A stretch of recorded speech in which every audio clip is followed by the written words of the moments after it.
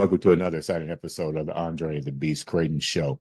Today, once again, is an exciting episode. Let me tell you why. I was listening to a lot of the social media the last couple of days, mainly TikTok, like everybody else does. And it's funny, I understand that AI, whatever you look for, it has a tendency to like filter the things that you're searching. But something popped up to me about who really discovered America. And it made, which I already knew, you can't discover something when it's people already here. But more importantly, with the awakening that we're dealing with right now in 2024, people are now sharing their stories, and not just so much their stories, but their ancestry, recognizing that there's nothing wrong with where they come from. Things might have happened to shape us in this world and shape our ancestors, but we do ourselves a disservice if we don't share that, or we don't educate the good, the bad, and the ugly. And more importantly, not take time to really sit back and lend an ear to that individual and what struggles that they went through, their ancestors, whether you're Black, white, German, Russian, whatever. We all have some type of story that hurts us in a way. And a lot of times when you release that hurt, it feels a lot better. Today on the show, I'm pleased because I've always been fascinated by the Native American culture.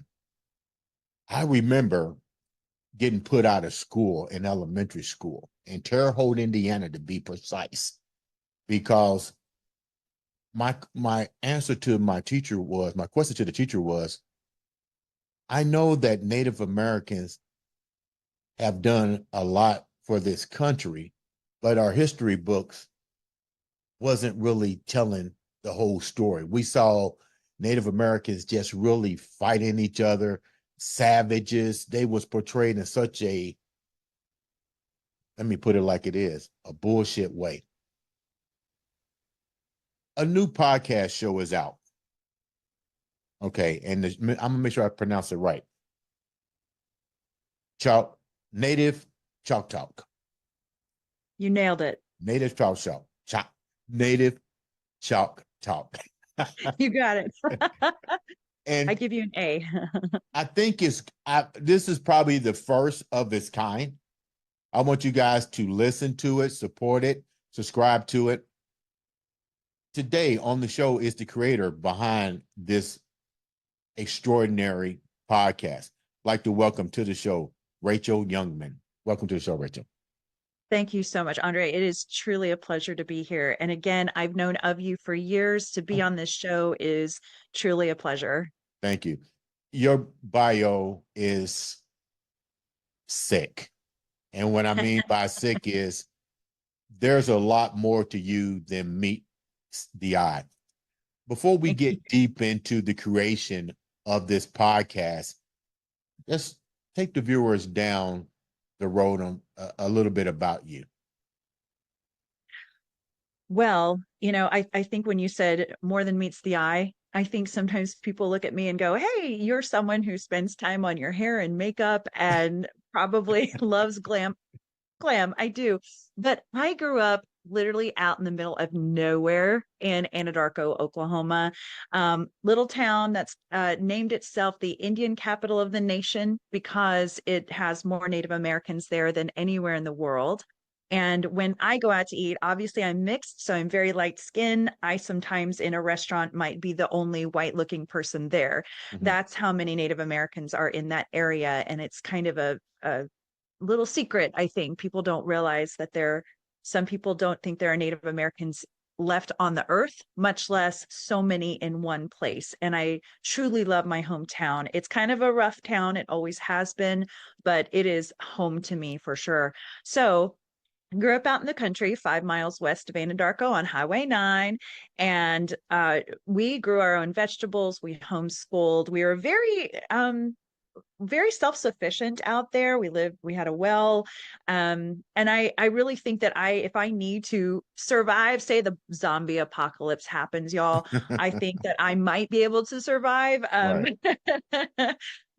Don't quote me on that, but I love the way I grew up. My sisters and I, the three of us were what I called feral children because we ran around without shoes on, riding our horses bareback, shooting things. We just had a blast growing up. And nevertheless, though, I still was the princess of the family. I hold that title because my two older sisters were such tomboys, and I would get on my Okay. horse with a fluffy dress on. So, grew up out there. My dad taught Native American art at Riverside Indian School, which is the only remaining, or sorry, the oldest remaining boarding school that's off reservation left in the United States. So I believe they're over 100 years old and lots of history there. But of course, it's owned by the BIA now. So the history that was back in the day for Riverside was much more horrid than it is today, where there are native teachers, they are teaching culture, drumming, beadwork, all of that, in addition to just getting your education there. I am a very proud supporter of Riverside Indian School today. Rachel, Yeah, let me grew ask up you a there. question real quick. Two questions. What was you said your mix. Who is Mhm. Native American? What's the other nationality? And then was this a reservation that you grew up on? All good questions. So, first off, I am part Choctaw and I am federally registered because my lineage goes up through my great grandmother and beyond on the Dawes rolls, which was how Native Americans were forced to register in order to receive their land allotment someday. That land is still in my family today.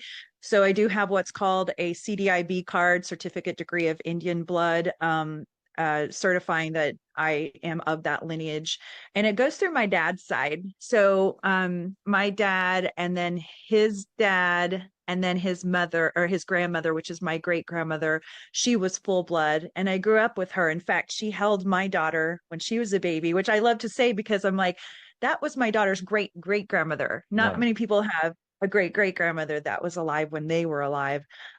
So grew up around her, and she was the sweetest woman. You would never know what her life story was. It was not a good story. But thankfully she had a happy ending once she got married and had a better life.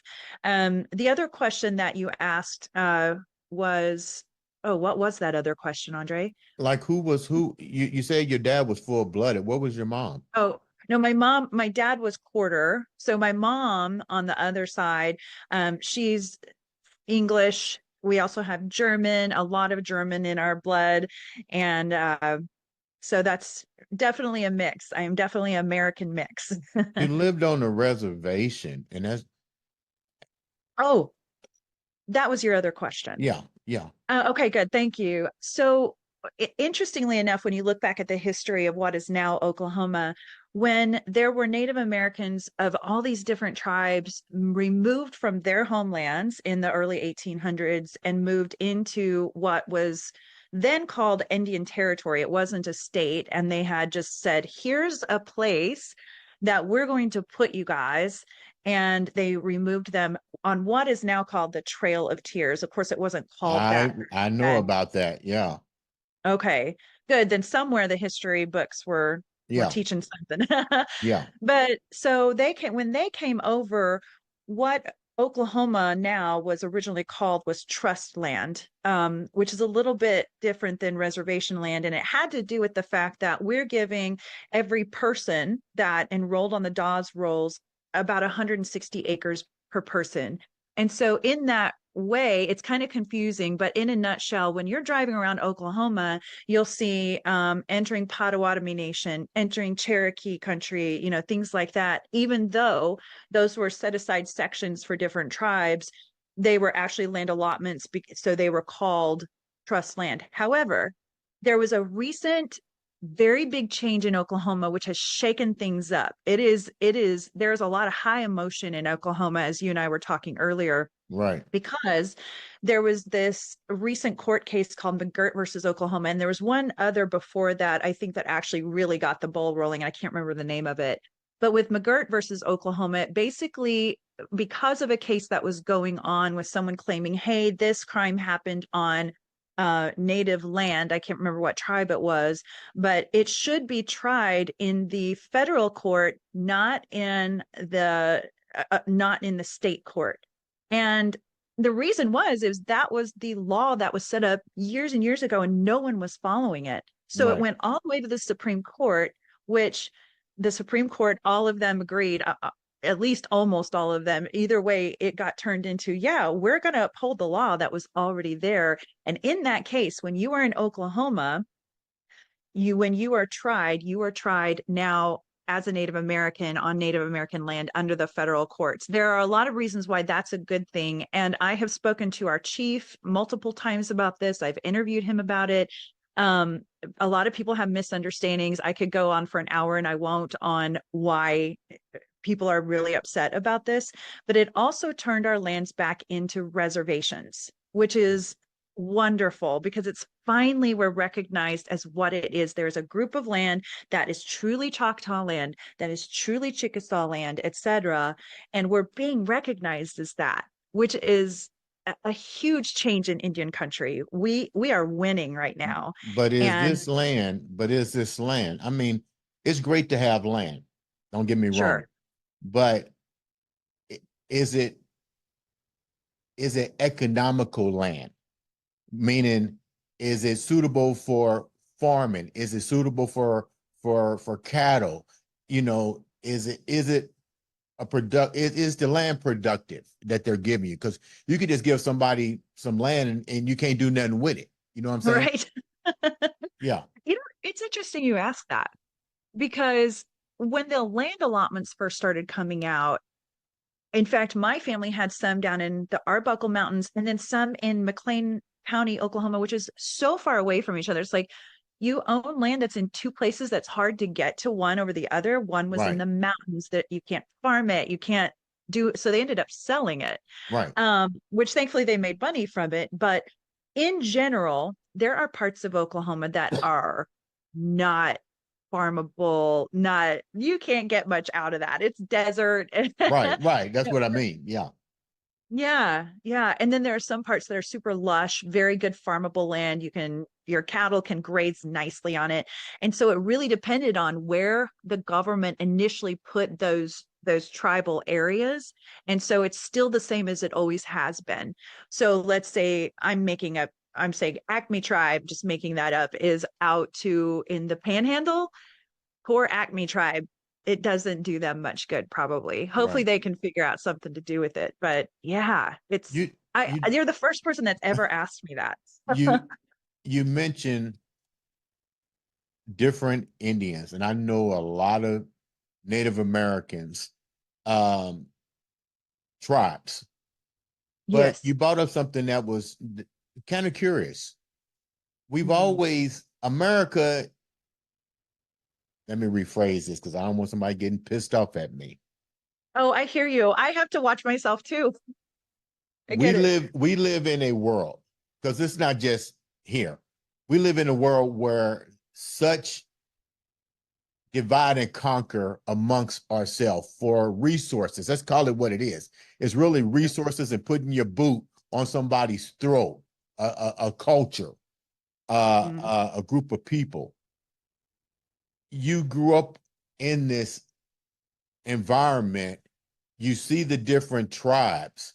These tribes have fought against the U.S. for many years, from the the Trail of Tears to other Indian Native American wars against Reconstruction of America. Let's call it what it is. Because when the Iron Horse came through, it changed the whole landscape for everybody.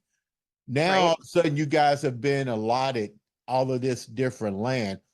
How are the different tribes communicating to make what they have better, and more importantly, to not allow the same boot to come back in there with the new development to put them Hmm. back in the Civil War Reconstruction era. Whoa, very good point. And we are literally seeing that today. Okay, so the tribes, first off, when the McGirt versus Oklahoma thing happened, it really there okay, first off, there are the five civilized tribes, what they call civilized, because they were more willing to work with the government Right. when they said, hey, we want to move you. And so they worked more from a business perspective and negotiated. And I think that's part of the reason.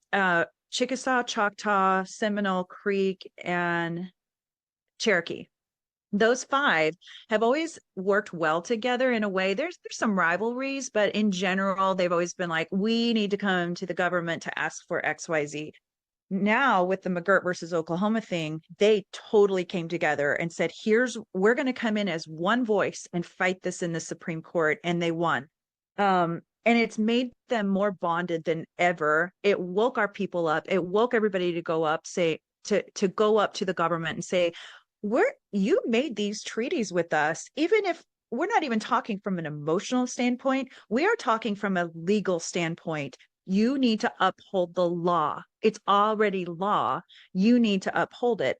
Well, the fight has come against our tribes today. And I usually don't get very political on my podcast, but now I have an opportunity to. So here I go. Yeah. Um, Governor Stitt in Oklahoma, he claims to be Cherokee, and he kind of ran on that a little bit when he ran for governor the first term. He's in his second term now.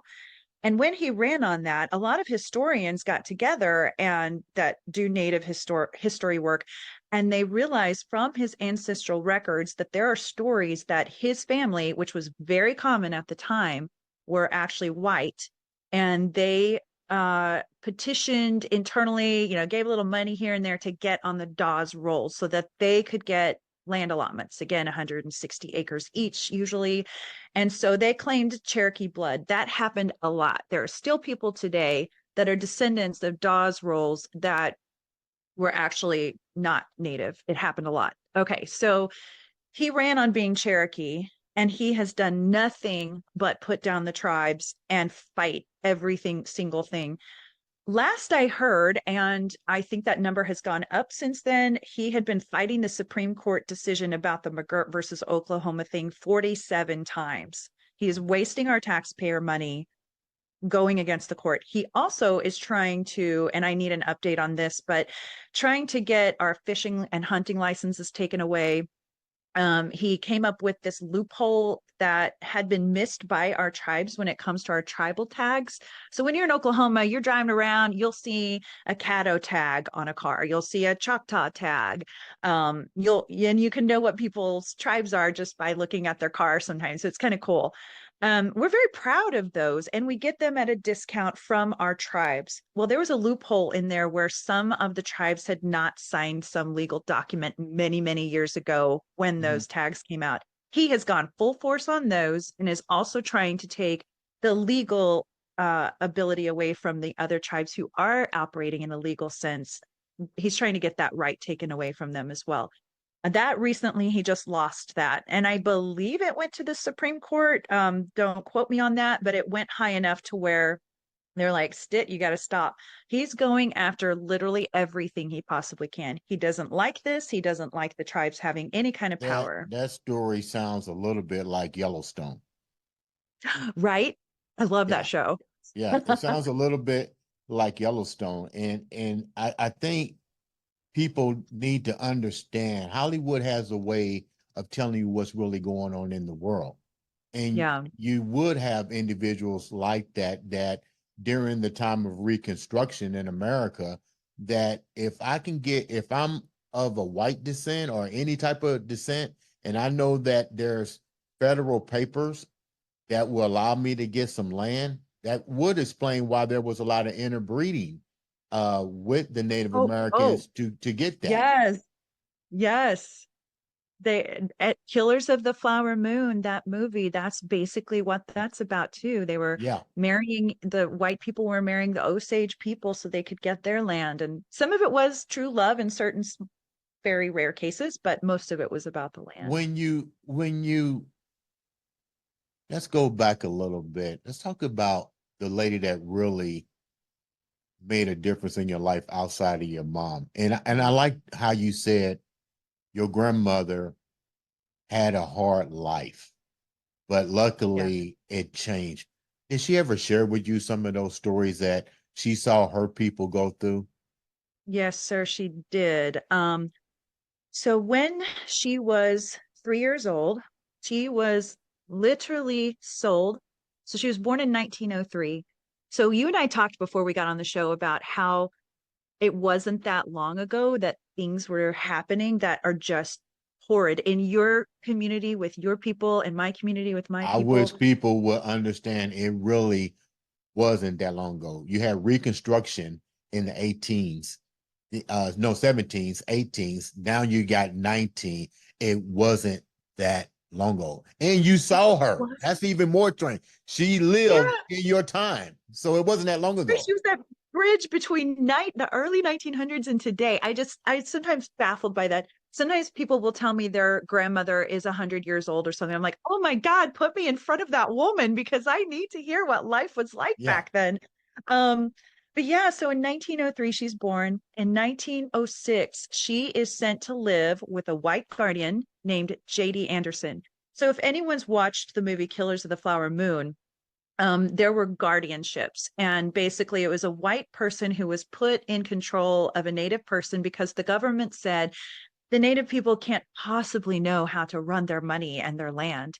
So the Osage, for instance, had struck oil on their land that was allotted to them by the government and just struck it rich. They were millionaires back in a time when there weren't many millionaires. And of course, people wanted a piece of that pie. Mhm. Same with my family. The only thing I know is there was no murdering going on, but there was still a lot of that stealing land from our families going on. So her mom, her own mother, sells her for $3,000 to a man named J.D. Anderson, who became her guardian. He was listed as the wealthiest landowner in Sulphur, Oklahoma. And the reason he was wealthy was because we found out later, it wasn't until after my great grandmother had died, that several of her aunts and uncles were also under his guardianship. So if you think about 160 acres per each of these children, he had a lot of freaking land and he Yeah. had cattle on it. So at an early age, she is sent to live with her aunts and uncles and her half sister, Mary Bell, to live with this JD Anderson.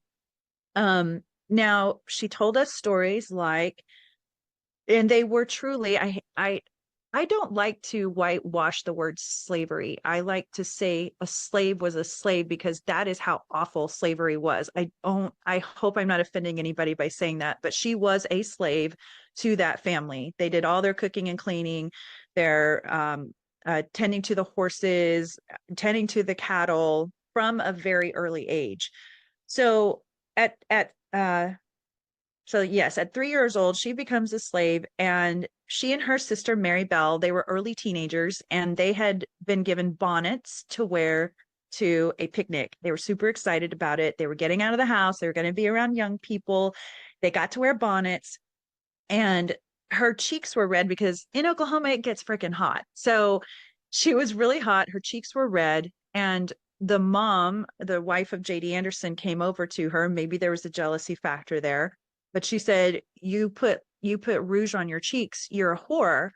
And she slaps her on the face and told her she couldn't go to the picnic.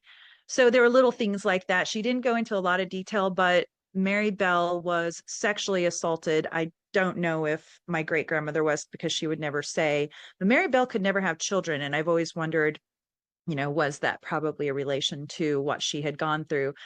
But so my great grandmother, again, her name was Ella, and she never had a middle name and didn't know her birthday. So we always celebrated two birthdays for her because she was like, I think it was this date or this date. So we would always celebrate two. And I love this story. Okay, this is going to be inspiration for anyone who's going through a hard time, I hope. So she had a white horse. I've always wondered if it was a Choctaw pony because Choctaw ponies were a thing back then. They came from Mississippi and were transferred on the Trail of Tears. So those horses were survivors too, that were descendants of the original Choctaw ponies. Okay, so she would get on her white horse and go running through the fields, and her guardian would always yell at her, "Get off that horse, you're going to hurt yourself, or you're going to hurt the horse." And she was always like, "Nope." And she would just keep on running. And it was her defiance. It was the only time she would ever be defiant, even in her adult life. She would look back and say, I would never talk back to anybody anytime until I was riding my horse. It gave her strength, it gave her power. She felt empowered. And sometimes, I know it sounds cheesy, but it truly is true. When I have a hard time and when my daughter has a hard time, I'm always trying to relay to us, remember the white horse, because that will give you strength. If Ella could get on her horse and get away from it mentally for a little bit, we can too. Let's go there in our minds. Mm. So I encourage anybody having a hard day, you're welcome to steal that story in your mind anytime. It is, it is funny, the connection that Native Americans have with the African ancestors when it comes to human trafficking, when it comes to enslavement, when it comes to rape, pillaging. Um, Yeah. we see such movies, like I said, as the Yellowstone, where um, the Indians, the unsavage, the savage, are Yes. forced into Christianity and turned away from their spiritual beliefs, which is you can correct me, which is really probably more nature than anything. How does Yeah. that? How does is that? How do you guys deal with that now? As how Hollywood has portrayed the different uh, groups of the Native Americans in Hollywood? And the second part of that question is, how do you guys keep the your spirituality like you had like you was taught Mm. back in those days? Whoa, that's a big one, because even my own viewpoints have changed a little bit over the years. So, on one hand, I grew up, okay, so obviously Native Americans were very spiritual people and very, very earth-minded. They Right. would kill their food to eat it and then thank their food. It wasn't a barbaric thing that they were doing. They weren't torturing animals like you might see today in some with some bad people. They were really trying to do what was good for the earth, good for people. Were there warring tribes? Yes. And there were some very brutal battles that would happen. That's true. That comes straight from people. Ancestral stories will tell you, yes, we did these things to other tribes. However, it was a kill or be killed situation. It was the strongest survive. And I mean, about how wild the world was back then, or this world back in Europe, big things were happening in innovation. And here they were still living off the land and enjoying that. But it was wild and it was harsh. Okay, so they knew how to survive. Their spirituality is what kept them going oftentimes. And they used medicines, medicinal herbs, and they would find out that some of those herbs, of course, would cause hallucinations. They would say that and I believe it, that they would see God, or whatever God was to them. Jehovah is what it is in Choctaw. And they would basically get out of themselves for a minute to plan the battle, or to become one with the earth, or one with what they saw as a kind of a mother nature factor. And today there is peyote. So peyote is the plant that you can grow only in certain areas. Like you have to go down to New Mexico to grab some peyote to use to get to that place in your mind, that secondary place in your mind, to be able to have peyote meetings, peyote church. They call it Indian church, that kind of thing. And I remember growing up, we lived on a hill, and Right. below us, you okay on time? Yeah, we're fine. Okay. And below us in the valley was all native land, and it a lot of in native housing and that kind of thing. And they had teepees down there, and they would do a lot of peyote meetings. And at nighttime. So I grew up Christian, and my family, even my great grandmother, we were all Christian. And so we were told, don't participate in that. It's evil, it's bad, there's demonic spirits and all of that. And again, all of that's open to interpretation. I don't judge anyone who has any feelings one way or the other about it, because we all have our feelings, right? But understanding it, though, is the key. Learning about it and understanding where they're coming from, where we're coming from, I think is important. So I would hear the drumming at night. It would be 1 o'clock in the morning, and my sisters and I would be scared. And it's funny that we were scared because they weren't doing anything to us. They weren't hurting us. And we knew that that was part of the culture that we grew up around, but for some reason we didn't participate in it. And part of the reason that my family was Christian and is Christian is because and this is controversial as well. When a lot was going on with the natives back even in the 1700s, there were a lot of Right. missionaries that were sent in from Europe.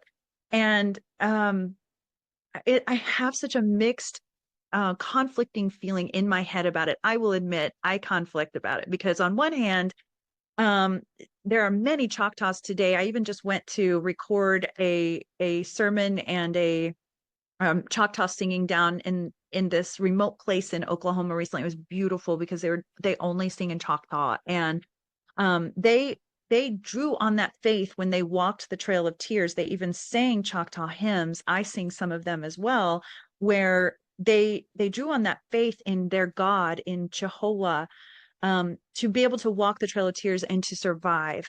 And the mission that came from the missionaries teaching them that stuff. Now, some missionaries were not not the best people in the world. Some were good.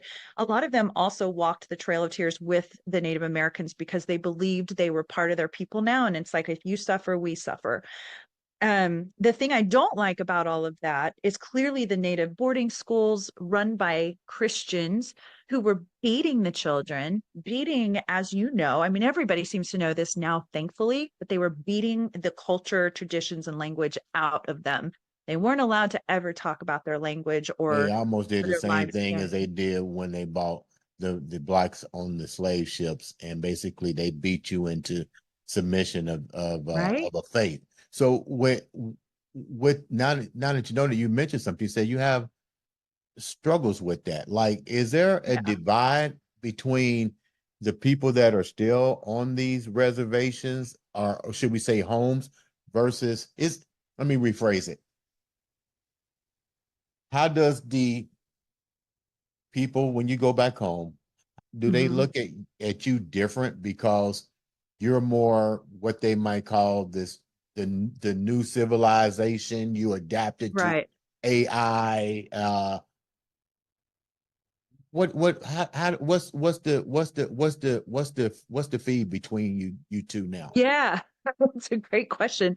Yeah, um because I was taught that Indian church was bad. I hate even saying that with my mouth now. What is Indian Um church? Is that the TP that you sweat, the sweat lodge where you go in there and you know it actually, well, those are usually called sweats, but what? usually some kind of substance is involved.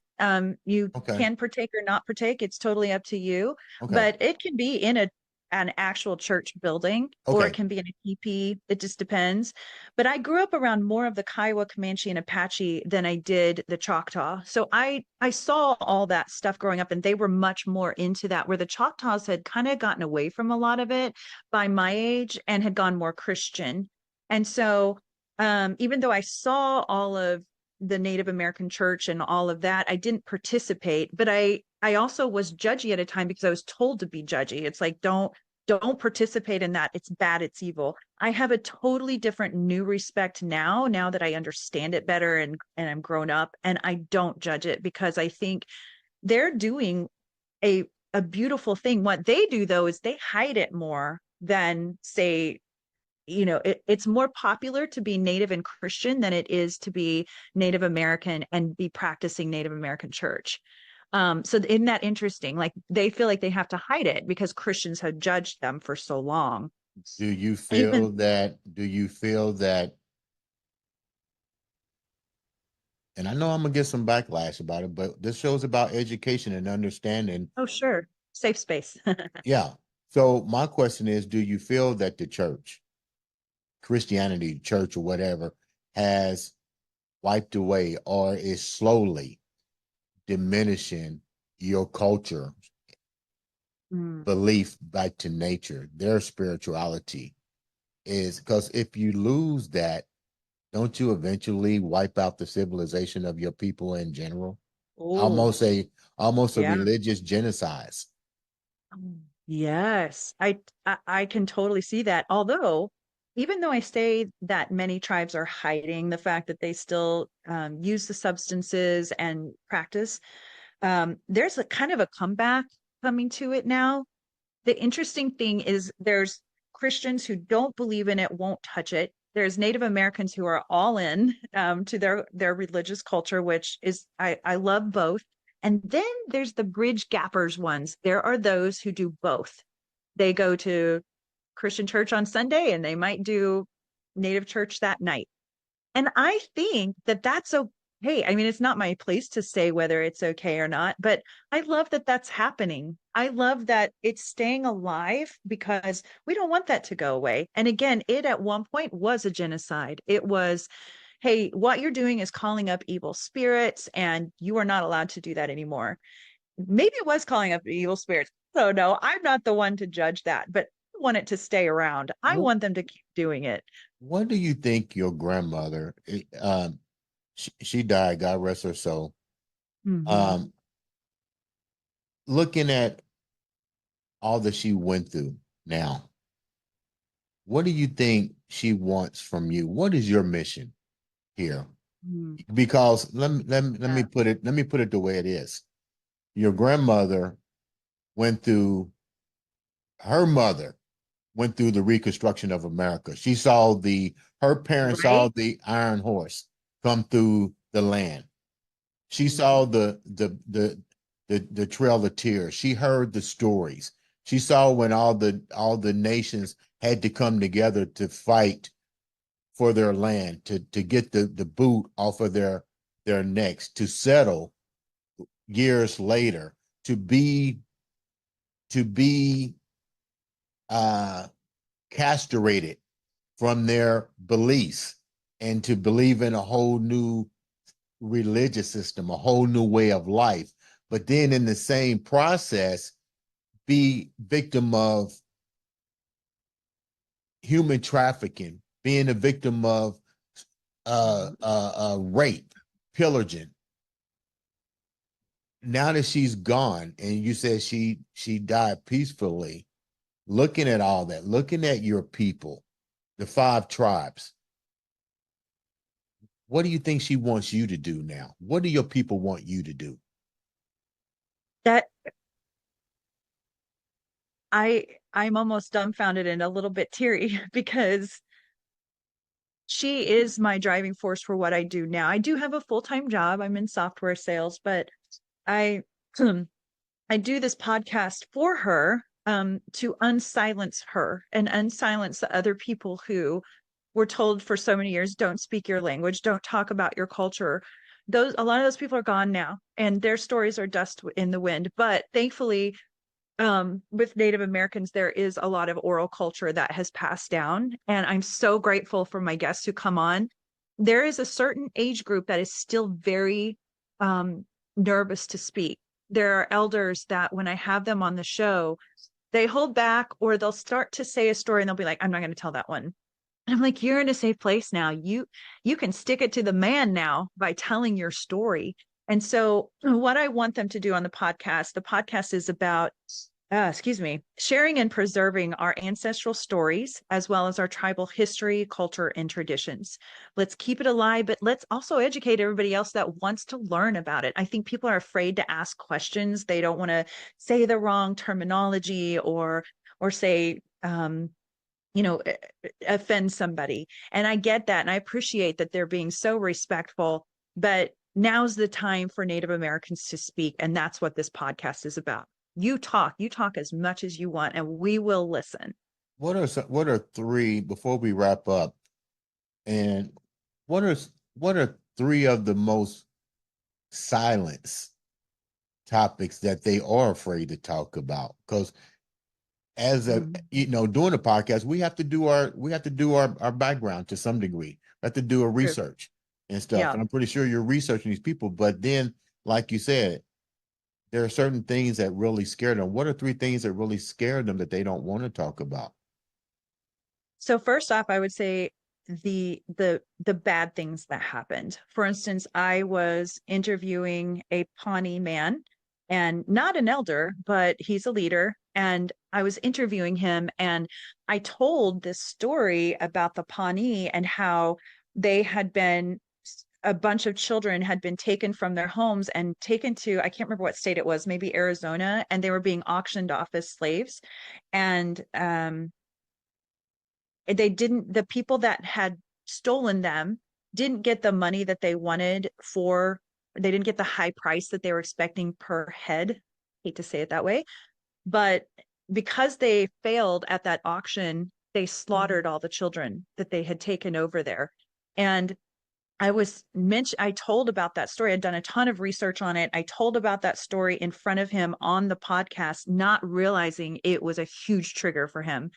And so I have to be careful sometimes what I share too, because I don't want to offend my guest or bring up a hurtful time too much, although there's a balance there. And he said, I have to stop you right there. We cannot talk about that. You cannot, will you please erase that? And I was like, I will absolutely erase it. And I still, until today, is the first time I've ever told that You know story what? again. I'm glad you told that But story because I never knew that. And this is the problem with history. And I used to be a history teacher. If oh, we I did don't not. tell our stories to people, no Right. matter how painful they are, they become dust in the wind. I never, Yes. I never Yes. knew that that happened. I'm almost in tears because I can see the visualization of kids, just like slaves, being taken to the auction block. And then because I Right. don't want to feed these kids on the journey back, it's a lot easier just to fucking slaughter them. Right. Ouch, man. It's so bad. It's so bad. And so I mean, I don't know what you would do on your show too about a story like that. Like on one hand, we need to tell about that. And see, you're saying that was eye-opening. I needed to know, where the person that's from that tribe is like, oh, it's too painful. A younger person than him, he wasn't an elder, but he still wasn't in his 20s. Person in their 20s may be more willing to talk about that because they're farther removed from their grandparents who were saying don't talk about things or whatever. um I yeah, had so no very sensitive. idea, seriously. And I think as a um, podcaster and creator as yourself, it's it's our job to Yeah. create a comfortable space, but to also educate and empower individuals. This True. is a story I've never heard of. For years, we've allowed a system of government education to Mhm. dictate the stories. Yep. They put in what they feel can keep the foot on your neck. Yes. Um, Give me another educational thing that people are afraid to tell about your people. Sure. Sure. And I believe both of these have to do, well, one of them has to do with some whitewashing, I believe. The boarding schools. There are some people today who grew up in a boarding school, and especially the elders were on the cusp of when the boarding schools started to change a little bit once the BIA started taking over. It's the But boarding schools, the one that we see on Yellowstone, where they take the native kids yes, and they beat them. The nuns beat them, and the priest was also doing the same thing. The part that really choked me up is when the one girl got tired and she ran away, and yes, the her friend didn't want to tell, and the preacher or whatever, the father took his boot and stomped and killed her. yep. And I'm Oh, thinking, right. how It's just crazy. But people fail to realize that shit took place. it took place, and like you said, it wasn't that long It wasn't that ago. long ago. Right. And nobody cared about them. There was no one to run to go save me. There was no savior in all of this. You seem to be, before we wrap up, you seem to be caught in the crossfire. Let me tell you where this makes sense. Okay. I'm gonna use a narrative. My father worked for the city for many years. He retired, but he wanted to still work. Hmm. But my father didn't have the resources. Well, let me take it back. There were resources available for him to change with the time. You get where I'm Okay. going? Right. He Right. didn't change with the time. He didn't evolve with the time. So he slowly wilted. Wilted meaning not died, but he died internally because he wasn't able to keep up with what was going down. Here it Oh, is. You've been given so much information from a child, from your grandmother to your father to your mother, your sisters, and you've evolved from Oklahoma. You was recently in Carmel, Indiana, but you still are caught between the crossfires because you've evolved, right. but you Right. still have those ancestry traits. How difficult is it for you to balance the two? It is it, the funny thing is I almost didn't start the podcast because I'm like, I'm so light skinned. I don't want anyone to go, hey, you don't have a right to tell our stories. And I'm not telling their stories. They're telling their stories. I'm just the outlet. The podcast is the outlet. But yeah, sometimes I do fight with that because I growing up in Anadarko, I was a totally different person than I am today, as far as getting to see the world, getting to see more, and learning from people like yourself. Back then, I was kind of in this bubble, and I loved that bubble. I still do to this day, but I didn't know much about the outside world, especially being homeschooled, right? But yeah, I mean, sometimes I think I maybe I don't have the right to be so passionate about Native causes or to speak for Native people. And over time, I have let that go. If people don't like me, they don't like me, and I'm not going to do anything that's going to make them change their minds, right? And I've also learned to just be so proud of my great grandmother that I hope she's speaking through me. And I feel like I can't go wrong if I do that. If I have a really, I'll try to make it short. I was doing a lot of ancestry research on certain pieces of my family members because they all seem to have tragic stories. And I felt like I need to put this on paper for my descendants because they need to know their stories as well. And I had hit a brick wall. I wasn't able to find anything. And so that night I was like, I'm done. I put so many hours into this. I'm just done.